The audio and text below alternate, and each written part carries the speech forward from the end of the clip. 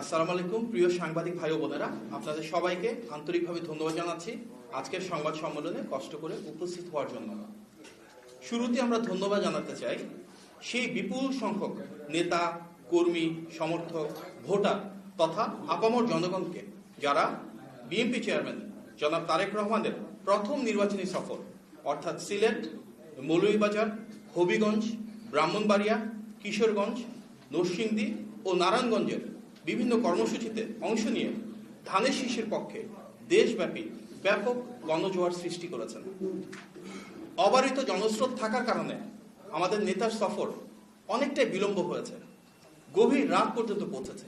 তারপরও রাস্তার প্রতিটি কোণে, প্রতিটি সমাবেশে গণমানুষের সরব এবং উৎসমুখর যে উপস্থিতি, সেটি আমাদের নেতার প্রতি, ধানের শীষের প্রতি, বিএনপির প্রতি প্রতিটি শ্রেণী এবং পেশার মানুষের সীমাহীন আস্থা এবং ভালোবাসায় প্রমাণ দিচ্ছে।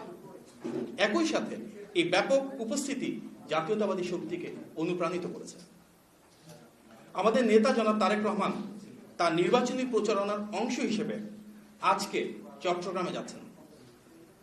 সফরের শুরুতে তিনি আজ 24শে জানুয়ারি রাত 7:35 ঢাকা থেকে বিমানযোগে চট্টগ্রামে পৌঁছাবেন এবং সেখানেই রাত্রি যাপন করবেন। আগামীকাল অর্থাৎ 25শে জানুয়ারি সকাল 9:30 স্থানীয় একটি হোটেলে তিনি বিভিন্ন বিশ্ববিদ্যালয়ের 300 জন শিক্ষার্থীদের নিয়ে ইউথ পলিসি টকে অংশগ্রহণ করবেন।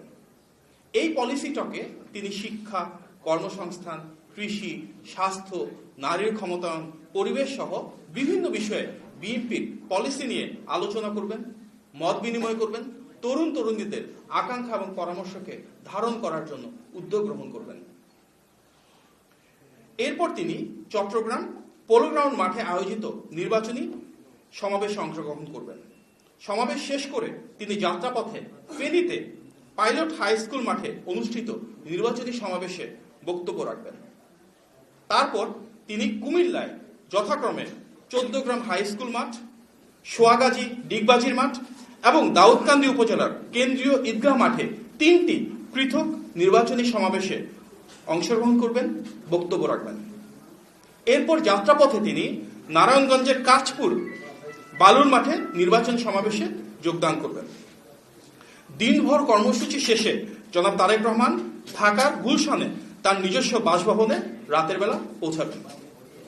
সিলেট সফরের মতন এই সফরেও বিএনপির বিভিন্ন অঙ্গ ও সহযোগী সংগঠন সমূহের ত্যাগী নেতৃবৃন্দের একাংশ ওনার সফর সঙ্গী হবেন।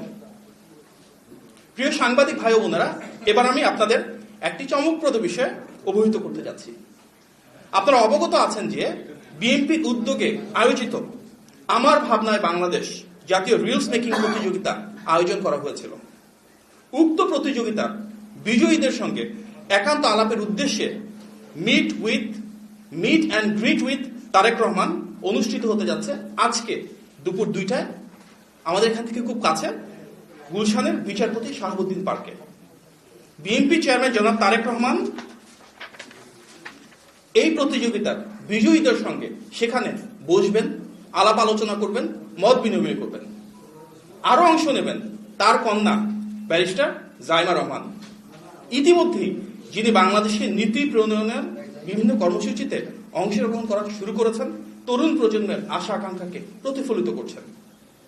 আগামীর বাংলাদেশ নিয়ে জনগণের ভাবনা ও প্রস্তাবকে রাষ্ট্র গঠনের প্রক্রিয়ায় যুক্ত করার লক্ষ্যে ফ্যামিলি কার্ড, কৃষক কার্ড সহ 11টি বিষয়ের উপর 1 মিনিটের রিলস বানানোর যে প্রতিযোগিতা শুরু হয়েছিল, সেখানে দেশব্যাপী প্রায় 2500-এর উপর খুব ক্রিয়েটিভ বেশ কিছু সাবমিশন হয়েছিল। এই প্রতিযোগিতার মধ্য থেকে জনমতের উপর ভিত্তি করে, যেখানে 30% মার্ক ছিল এবং একটি আলোকিত জুরি বোর্ড ছিল যাদের 70% মার্ক ছিল, তার আলোকে 10 জনকে বিজয়ী নির্বাচিত করা হয়েছে। এই 10 জনই আজকে বিএনপি চেয়ারম্যান জনাব তারেক রহমান ও ব্যারিস্টার জাইমা রহমানের সাথে সাক্ষাৎ এবং আলোকচারিতার সুযোগ পাচ্ছেন দুপুর 2টা থেকে। আপনাদেরকে সেখানে থাকবার জন্য আমন্ত্রণ জানাচ্ছি। আপনারা নিশ্চয়ই অবগত আছেন যে বিএনপি দেশের নাগরিকদের সঙ্গে সরাসরি যোগাযোগ জোরদার এবং নির্বাচন সংক্রান্ত আইন, বিধিমালা ও নির্দেশিকা সম্পর্কে তথ্য দেওয়ার পাশাপাশি ভোটারদের অভিযোগ পর্যবেক্ষণ ও গঠনমূলক মতামত গ্রহণের উদ্দেশ্যে বিএনপির পক্ষ থেকে ইলেকশন হটলাইন 16543 এবং নতুন একটা হোয়াটসঅ্যাপ হটলাইন যেটি নাম্বার 01806-977-577। আমি আবারও বলছি, সরাসরি যেটা হটলাইন ফোন করার জন্য সেটা হচ্ছে 16543, আর হোয়াটসঅ্যাপের জন্য 01806-977-577, সেখানে যোগাযোগ করার সুযোগ রয়েছে। শহর ও গ্রাম সহ পুরো দেশব্যাপী সকল নাগরিককে সম্পৃক্ত করে একটি স্বচ্ছ, গ্রহণযোগ্য এবং নাগরিক বান্ধব নির্বাচন পরিচালনা এবং পরিবেশ গড়ে তোলাই আমাদের মূল লক্ষ্য। ইতিমধ্যে এই হটলাইনের মাধ্যমে অসংখ্য মানুষ যোগাযোগ করেছেন, বিভিন্ন বিষয়ে সমাধান পেয়েছেন। হটলাইন থেকে জানতে পারা একটি বিষয়ে আপনাদের দৃষ্টি আকর্ষণ করতে যাচ্ছি। একটি প্রতারক চক্র বিতর্ক সৃষ্টির লক্ষ্যে ফ্যামিলি কার্ড ও কৃষক কার্ড দেওয়ার নামে কিছু কিছু জায়গায় টাকা চাচ্ছে। বিএনপি চেয়ারম্যান জনাব তারেক রহমানের নারীর ক্ষমতায়ন এবং কৃষকের সমৃদ্ধির জন্য ফ্যামিলি কার্ড ও কৃষক কার্ড প্রদানের যে পরিকল্পনা, ইতিমধ্যে তা দেশব্যাপী আলোচিত হয়েছে, সমাদৃত হয়েছে।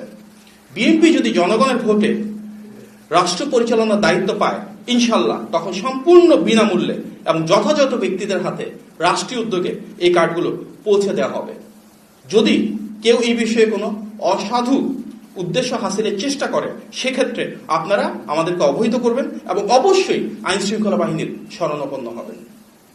আজকের এই সংবাদ সম্মেলনে উপস্থিত হওয়ার জন্য, ধৈর্য সহকারে আমাদের কথা শোনার জন্য ধন্যবাদ। আমরা আশা করছি দুপুর 2টায় আমাদের যে অনুষ্ঠান শাহাবুদ্দিন পার্কে রয়েছে, সেখানে আপনারা অনেকেই থাকবেন। আপনাদের সবাইকে আন্তরিক কৃতজ্ঞতা। আসসালামু আলাইকুম।